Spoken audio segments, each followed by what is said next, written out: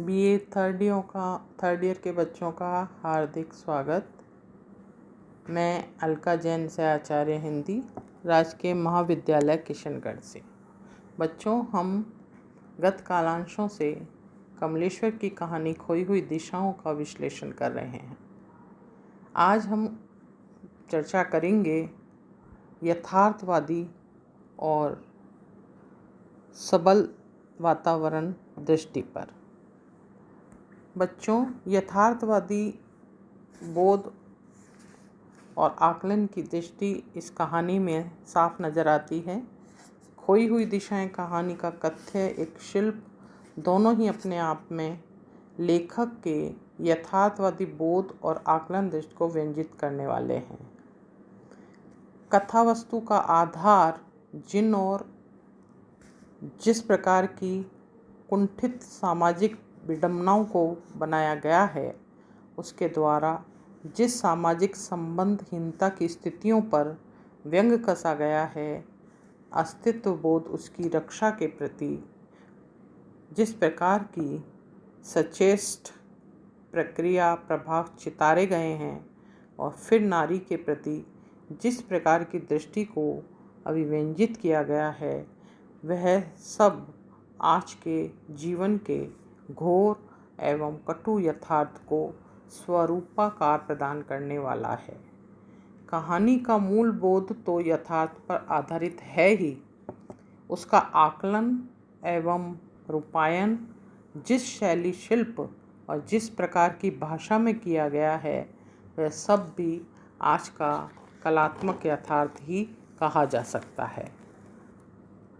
इन सब तथ्यों को अगर हम सामने रखें तो ये उदाहरण बहुत ही सटीक बैठता है। और तभी चंदर को लगा कि एक अरसा हो गया, एक ज़माना गुजर गया। वह खुद अपने से नहीं मिल पाया, अपनों से बातें करने का वक्त ही नहीं मिला। यह भी नहीं पूछा कि आखिर तेरा हालचाल क्या है और तुझे क्या चाहिए। हल्की सी मुस्कुराहट उसके होठों पर आई और उसने हर शुक्रवार के आगे नोट दिया, खुद से मिलना है। आज 7 बजे से 9 बजे तक, और आज भी शुक्रवार ही है, वह मुलाकात आज ही होनी चाहिए। इस तरह का चिंतन चंदर करता हुआ दिखाई देता है। वातावरण की जो सबल सृष्टि है, उसको कमलेश्वर ने अपनी इस कहानी में सजग की है।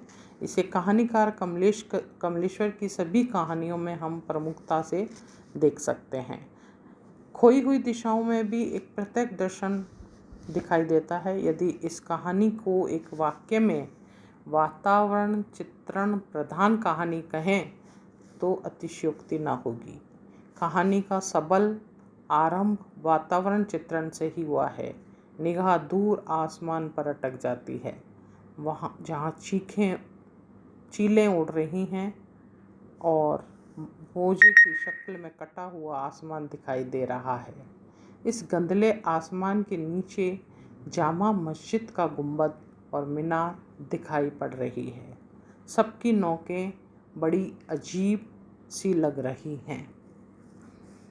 और इस प्रकार वस्तुतः वातावरण चित्रण कथ्य को बनाकर उसे सजीवता प्रदान करता चलता है। कहानी में जिस प्रकार की असंबद्ध सी दिशाहीन मानसिकता और विडंबनाओं का चित्रण किया गया है, वातावरण का स्पष्ट एवं सबल चित्रण ही उसकी आत्मा को उजागर कर उसे स्वरूप और आकार प्रदान करता है। वातावरण कितना सजीव, ध्वन्यात्मक, गत्यात्मक और अमूर्त को मूर्त करने वाला है, उसे हम इस उदाहरण में देख सकते हैं। पीछे वाली दुकानों के बाहर चोलियों का विज्ञापन है। रीगल बस स्टॉप के नीम के पेड़ों से धीरे धीरे पत्तियां झड़ रही हैं। बसें जूं जूं करती आती हैं और एक क्षण ठिठकती हैं और एक ओर से सवारियों को उगलती हैं, दूसरी ओर से निकलकर आगे बढ़ जाती हैं। चौराहे पर बत्तियां लगी हैं, बत्तियों की आंखें नीली पीली हो रही हैं। आसपास के सैकड़ों लोग गुजरते हैं, पर कोई से भी बहुत प्रेम करती, कोई भी जो है उसे नहीं पहचानता। हर आदमी या औरत लापरवाही से दूसरों को नकारता या झूठे दर्प में डूबा हुआ गुजर जाता है। इस प्रकार की कहानी की आत्मा को बना संवार कर उजागर करने वाले वातावरण चित्रण से संबंधित अन्य अनेक स्थल भी प्रस्तुत किए जा सकते हैं, जो वस्तुतः कहानी को वातावरण प्रदान बना देते हैं। यह और इस प्रकार के सभी चित्रण आलोच्य कहानी और कहानीकार के शिल्प को एक विशिष्ट प्रकार की नितांत निजी विशेषता को उजागर करने वाले हैं। कहानी खोई हुई दिशाओं के आधार पर कहानीकार कमलेश की जो भाषा है वो अत्यंत सजीव, नवीन और वर्तमान के मुहावरे के सर्वथा अनुरूप कहा जा सकता है। अपने भावों, अनुभवों आदि को व्यंजित करने के लिए कहानीकार ने जिन प्रतीकों और बिंबों आदि का सहारा लिया है, उन्हें भाषाई स्वरूप भी सर्वथा नवीन और ताजे हैं।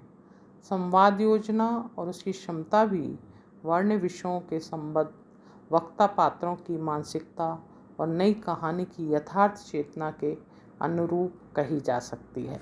इस प्रकार कुल मिलाकर हम कहें तो खोई हुई दिशाओं कहानी के संदर्भ में ये उचित कहा जा सकता है कि कमलेश्वर जी अपनी तरह के एक अनूठी कथा शिल्पी हैं, अनूठे ही कथा शिल्पी हैं। उनकी क्षमता और प्रभाव अपनी रंजकता से स्थायी बनाए रहते हैं। किसी कहानी और उसके सृजक से भला और उम्मीद भी क्या की जा सकती है। कमलेश्वर की कहानी इस प्रकार जो है बड़ी ही सशक्त कहानी है और मनुष्य की अंतर्चिंतन की कहानी है। धन्यवाद।